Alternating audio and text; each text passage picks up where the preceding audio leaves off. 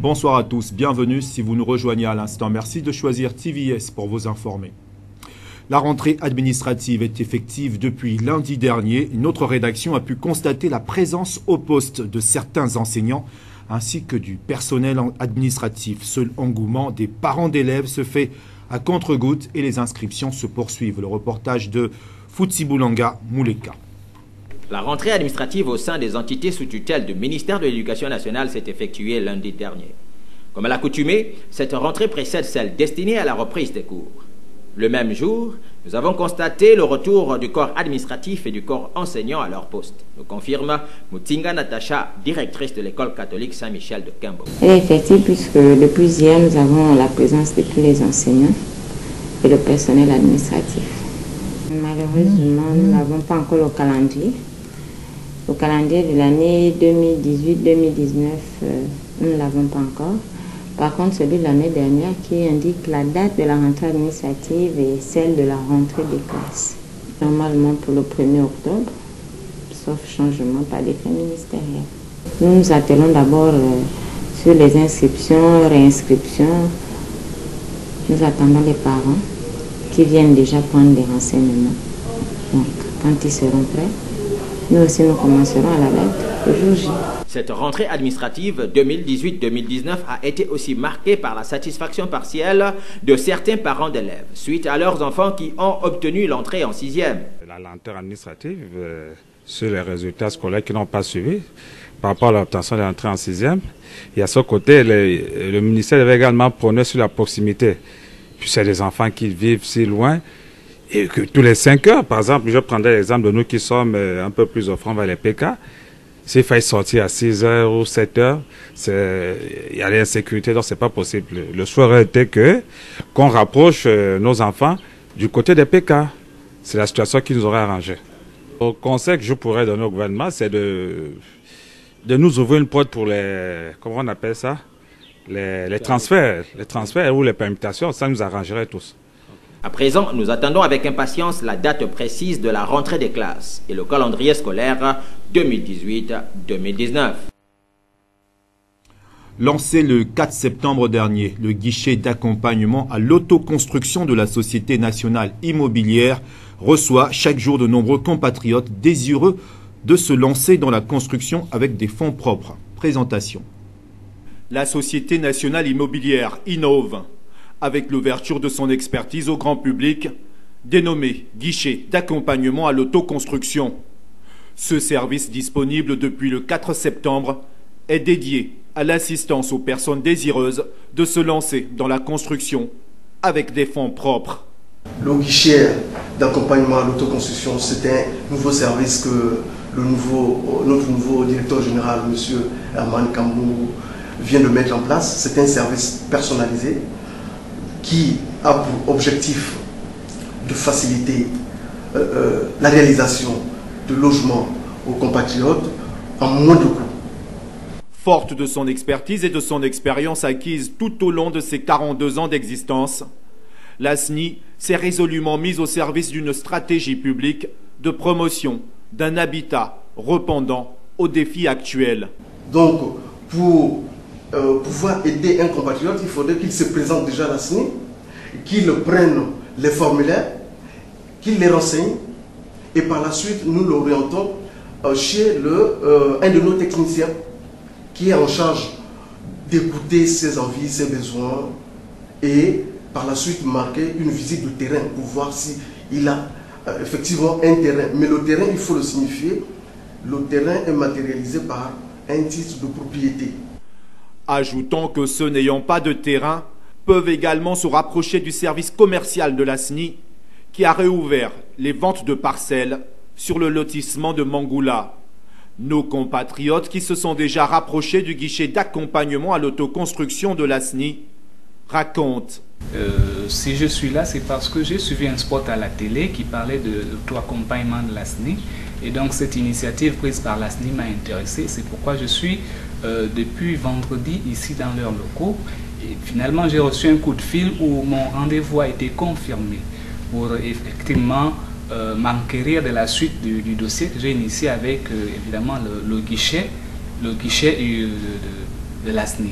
Donc pour cela, je suis venu avec mon épouse et nous avons présenté la situation aux agents de l'ASNI, notamment les architectes de l'ASNI, à travers comment dire, leur initiative, s'ils pouvaient nous accompagner dans notre projet de construction de notre habitation.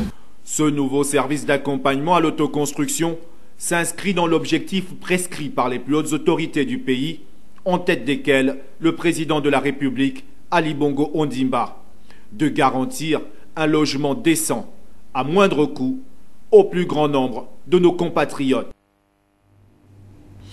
Parallèlement à Likwala Akebe, les travaux de finition d'un lot du programme 3808 logements financé par le Crédit solidaire du Gabon en partenariat avec la Société nationale immobilière se poursuivent, mais à pas de tortue, estime le directeur général de l'ASNI qui s'est rendu hier matin sur le terrain.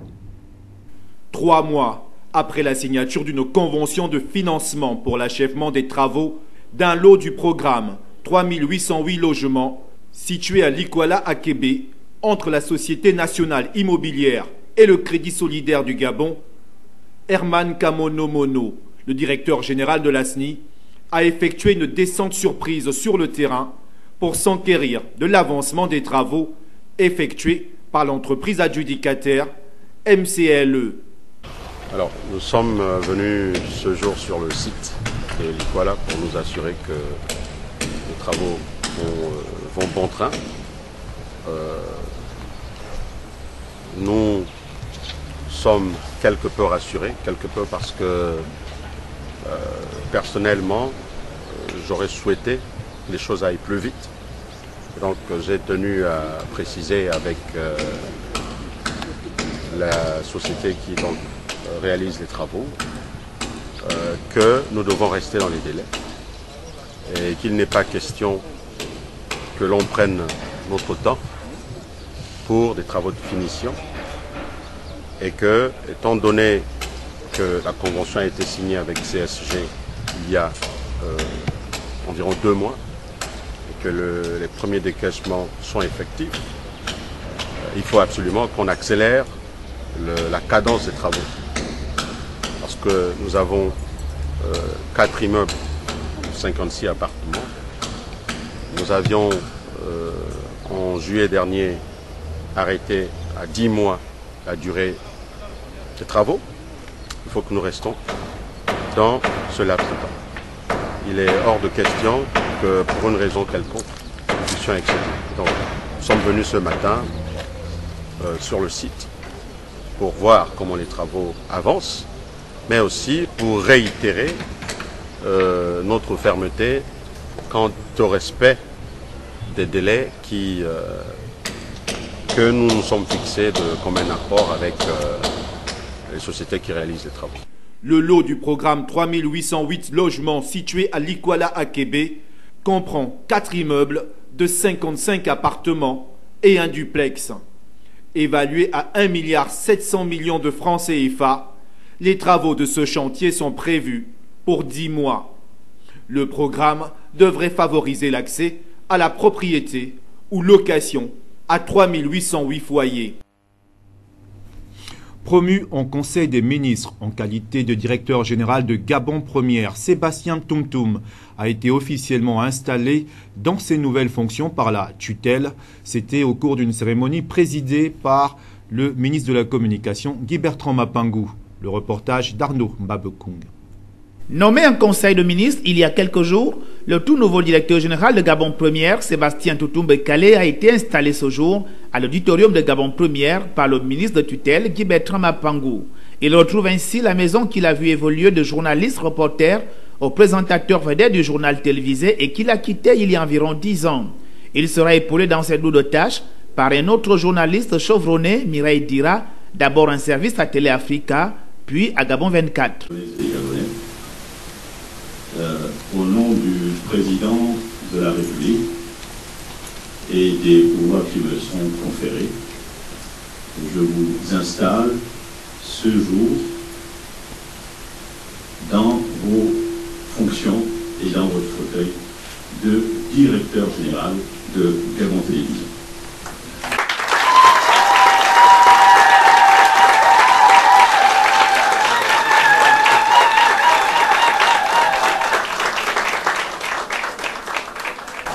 Avec les félicitations du gouvernement, de Madame la ministre déléguée et de moi-même, nous vous souhaitons bon courage et bon vent dans cette maison qui n'est pas souvent facile à vivre.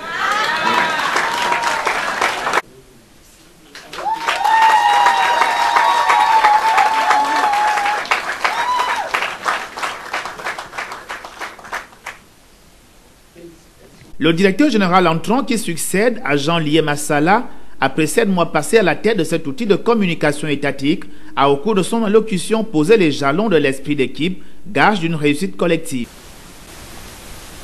Le gouvernement de la République attend pour nous, pour l'essentiel, un travail professionnel dans la rigueur de la discipline, un niveau de transparence optimal dans le fonctionnement de nos services, la concertation dans la réflexion, la communication et le dialogue permanent, dans un esprit toujours empreint de respect mutuel, d'humilité et de responsabilité. Le partage, la recherche permanente de la paix et la sérénité pour toujours placer l'homme au centre de tout. Chers collègues, ces attentes sont nombreuses, mais nous pouvons les surmonter progressivement à condition d'être ensemble, unis, solidaires et déterminés. À condition surtout de faire violence sur nous-mêmes, chacun à son niveau, et ne plus faire une télévision pour la télévision, mais de faire désormais une télévision pour le pays. Le directeur général entrant et son adjoint ici côte à côte dans un esprit d'équipe et de complicité professionnelle pour ainsi montrer l'exemple, s'appuieront sur les inépuisables conseils de la tutelle sur la bonne gestion des ressources humaines et financières pour mener à bon port le bateau Gabon Première. Candidate aux législatives et tête de liste pour les locales, Chantal Miboto, épouse Gondjou, pourrait voir sa candidature invalidée par la Cour constitutionnelle. Raison évoquée, son suppléant serait membre du Parti démocratique gabonais. Une saisine formulée par le candidat PDG adversaire de Chantal Miboto qui, de son côté, dément l'appartenance de son suppléant au PDG. Écoutons-la, elle est au micro d'Arnaud Babekong. J'apprends cela et je me rends chez lui pour lui demander exactement ce qui s'est passé. Lorsqu'il m'explique que le candidat du PDG, Gabriel Malonga Mouilé, a apporté un recours à la Cour contre lui au prétexte fallacieux qu'il serait membre du Parti démocratique gabonais, donc il demandait l'invalidation de sa candidature, donc par ricochet la mienne. Je lui ai dit, ah là, ça commence à devenir grave. Nous sommes donc allés le lendemain matin à la Cour constitutionnelle. Nous sommes arrivés vers 10 h, nous avons été reçus vers 14 h. Et lorsqu'il est arrivé avec un certificat de non-appartenance signé par le fédéral du PDG.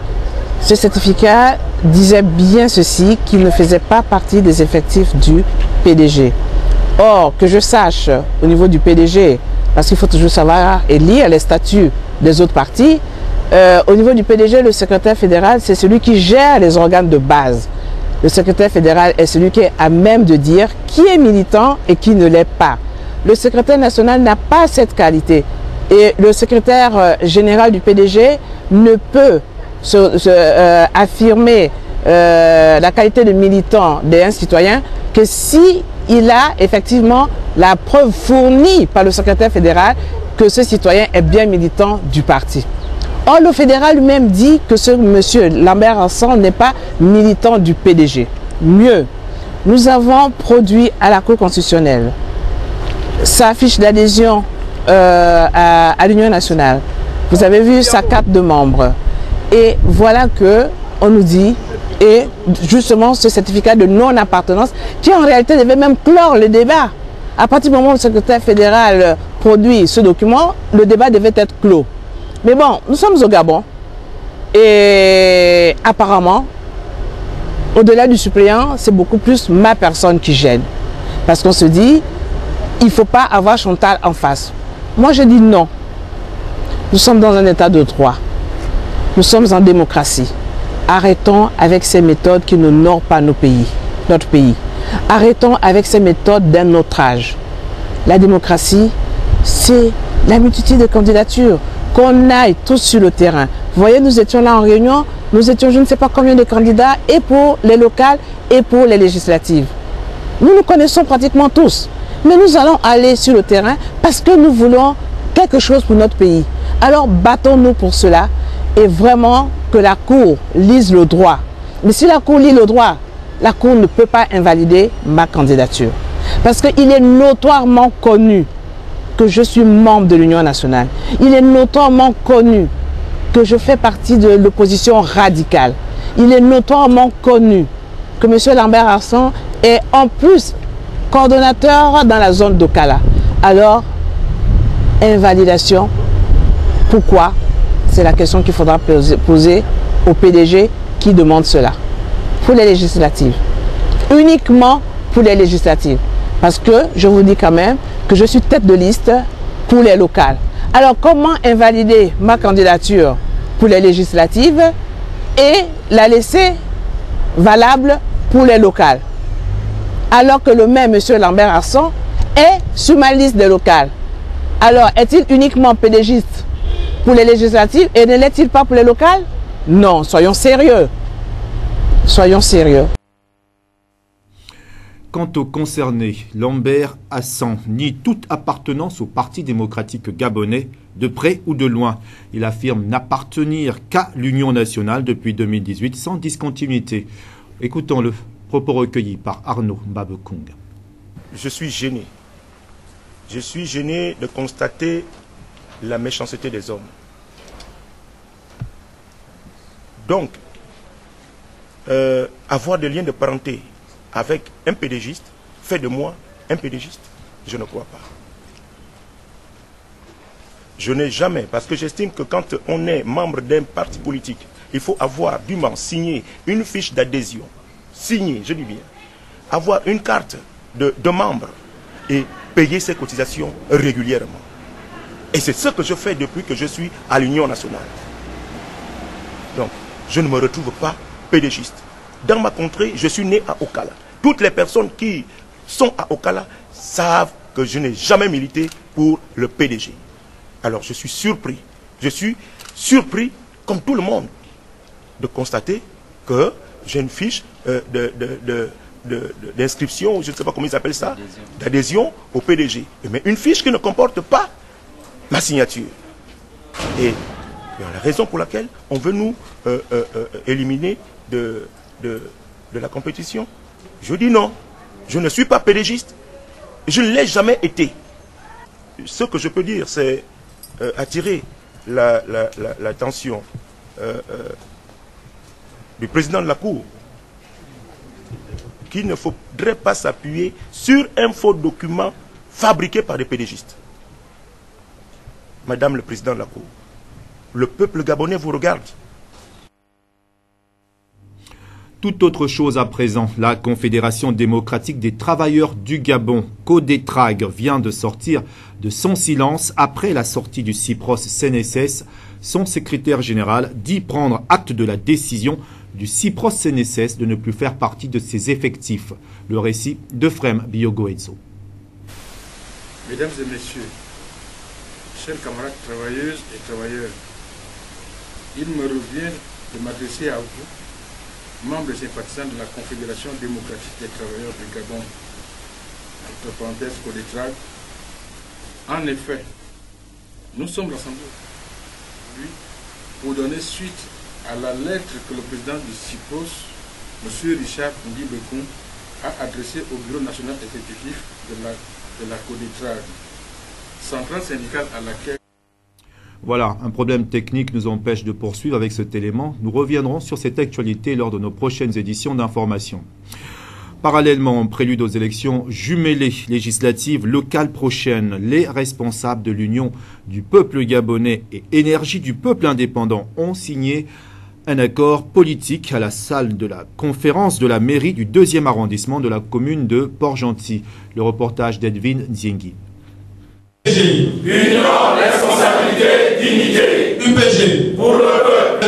Continue jusqu'à la victoire. en mémoire du président Pierre Mamboundou, héros national.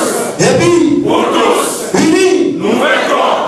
Tous unis, nous vaincrons jusqu'à la victoire finale. Débuté par les slogans de deux partis politiques, c'est dans cet élan que les responsables de l'Union du peuple gabonais, UPG, et de l'énergie du peuple indépendant, EPI, ont signé un accord politique à la salle de conférence de la mairie du 2e arrondissement de la commune de Port-Gentil, en prélude aux prochaines élections législatives et locales. Dans nos idéaux politiques, vous pouvez vous rendre compte que le peuple est au centre de nos préoccupations. Un peuple uni, un peuple indépendant est un peuple qui a de l'énergie. C'est, chers compatriotes, cette défense d'intérêt trilogique du peuple qui fait unir l'union du peuple gabonais, l'énergie du peuple indépendant à la conquête des élections législatives et locales 2018 dans des listes communes.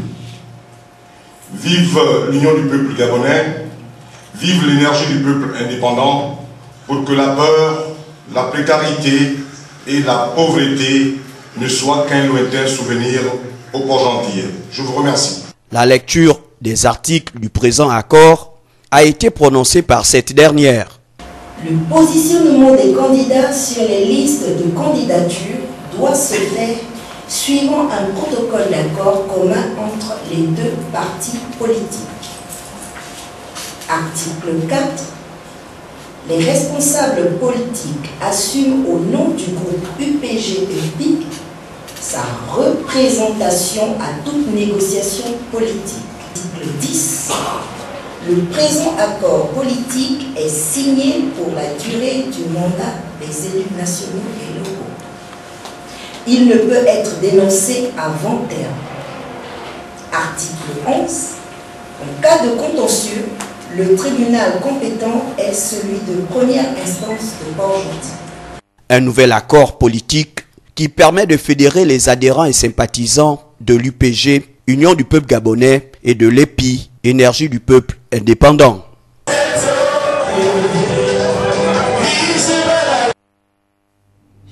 Et c'est au cours de cet accord politique que les représentants de ces deux formations ont été présentés à l'assistance. La présentation des candidats qui défendront les couleurs de ces partis aux élections jumelées législatives locales. Au cours de cet accord politique signé entre l'UPG, l'Union du peuple gabonais et l'énergie du peuple indépendant EPI, les responsables de ces deux formations politiques ont été présentés à l'assistance. Pour l'énergie du peuple indépendant, présenté ici par M. Massala Tsangou, vice-président du bureau national. Le provincial de l'EPI est géré par M. Mangwangou Jean-Nicolas.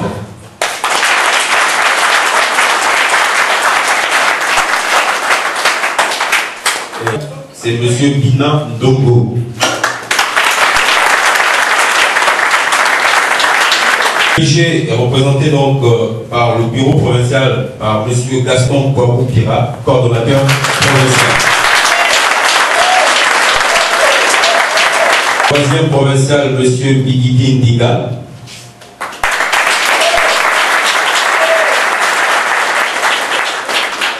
Et le quatrième provincial, M. Nzegi Madougou.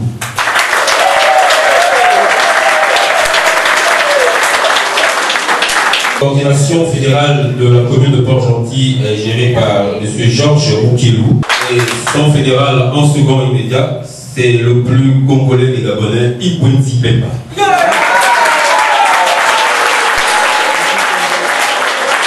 Suivi des listes des candidats qui représenteront l'UPG et l'EPI dans les premiers, deuxième, troisième et quatrième arrondissements de la commune de Port-Gentil pour le compte des élections législatives et communales. Pour le premier arrondissement, la liste est conduite par M. Mwanda Malubo. Il est secondé par une charmante dame, Mme Tibanina.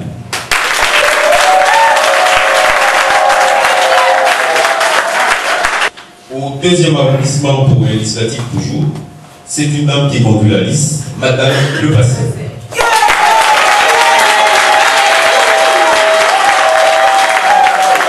Et elle est secondée par Monsieur Koumba Maurice. Monsieur Massala Tambou. Le deuxième arrondissement sera conduit par la sénatrice Moussouda Christine. Le deuxième arrondissement est conduit par Monsieur Billy Dinga Jean-Christophe. Des candidats qui sont déterminés à représenter le peuple au niveau de l'hémicycle du Palais Léon-Bas et dans les conseils municipaux.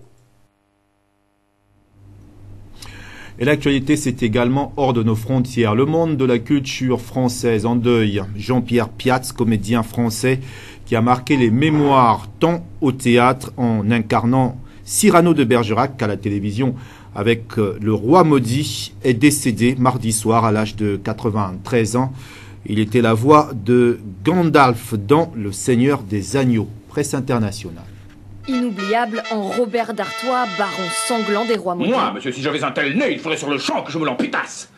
Inclassable en Cyrano, qu'il incarna plus de 400 fois, Jean-Pierre s'est éteint hier soir à l'âge de 93 ans. Ce monstre sacré du théâtre a fait ses débuts à la Comédie Française. Rien ne me destinait au départ à la Comédie Française. J'avais été exclu du conservatoire pour raisons disciplinaires. Vous n'étiez pas un élève sage. Si, aussi, j'étais très sage, mais manque d'assiduité au cours. Jean-Pierre a interprété tous les plus grands rôles du théâtre classique. C'est pas ça du tout, je suis mal embarqué. Au grand écran, il a prêté sa voix à Scar dans Le Roi Lion ou encore Gandalf dans Le Seigneur des Anneaux. En juillet 2017, il était remonté sur les planches, lui qui rêvait de jouer jusqu'à son dernier souffle. La Pologne aimerait avoir une base militaire américaine permanente sur son sol qu'elle appellerait Fort Trump. Le président américain a indiqué mardi que Varsovie était prête à payer plus de 2 milliards de dollars pour ce projet. Un Fort Trump pourrait bientôt voir le jour en Europe. C'est du moins le nom qu'a suggéré le président polonais pour cette base militaire proposée aux États-Unis. Au cours d'une conférence de presse avec Donald Trump, il s'est dit prêt à financer sa construction à hauteur de 2 milliards de dollars. Je voudrais vous inviter, Monsieur le Président, à poster plus de troupes américaines en Pologne. Nous pensons que la présence des États-Unis garantit la sécurité dans notre partie de l'Europe.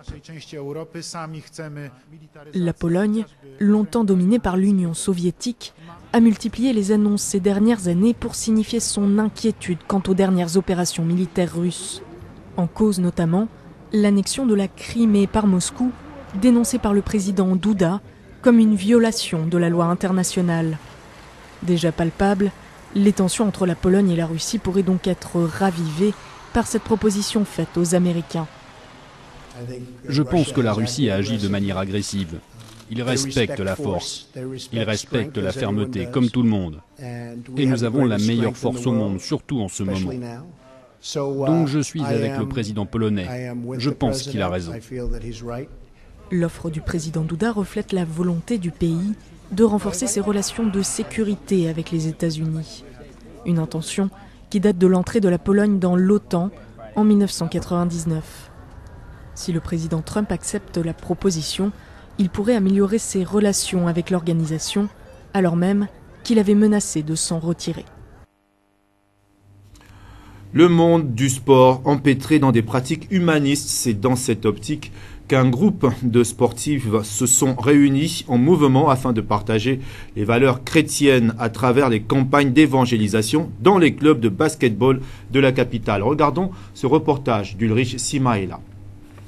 C'est un mouvement d'évangélisation internationale et dans ce mouvement nous avons l'option qui se nomme Athlètes en Action qui a pour but d'évangéliser des jeunes en milieu sportif. Et donc je ne suis pas seul, je suis peut-être seul là aujourd'hui, mais nous sommes un mouvement qui regroupe beaucoup de personnes, à savoir des sportifs en activité, également des professionnels, des missionnaires, également des personnes, des serviteurs de Dieu qui ont pratiqué autrement du sport et qui travaillent ensemble avec nous dans cette activité d'évangélisation au milieu sportif. L'objectif, nous avons plusieurs objectifs. Nous voulons emmener des jeunes sportifs, des jeunes athlètes à se tourner à Christ, à se tourner à connaître véritablement le Seigneur. Parce que nous avons fait le constat que beaucoup de personnes se donnent corps et âme, mais sans mettre en valeur la notion de la foi qui est primordiale. Les valeurs chrétiennes ont été prouvées, attestées que lorsque une personne les a et fait une activité, elle peut avoir un rendement meilleur. Donc, nos objectifs, effectivement, c'est de conscientiser davantage les jeunes à regarder les valeurs chrétiennes, qui sont des valeurs sûres, afin de développer non seulement l'homme, le corps et l'esprit. Donc, nous voulons que tous les jeunes qui ont la pensée de vouloir faire du sport de haut niveau regardent effectivement à cette valeur. En plus du fait de leur inculquer la foi, nous voulons également que les jeunes s'intéressent davantage à l'étude. Nous avons fait le constat que tous les jeunes sportifs qui ont l'ambition d'aller jouer à l'extérieur, en Europe et partout ailleurs, délaissent beaucoup le facteur scolaire qui, malheureusement, lorsqu'ils n'arrivent pas à aller au bout de leur rêve, deviennent des échoués dans la société et deviennent des fardeaux. Donc nous inculquons non seulement la foi qui est importante pour les sportifs et tous les êtres humains, mais également l'aspect scolaire.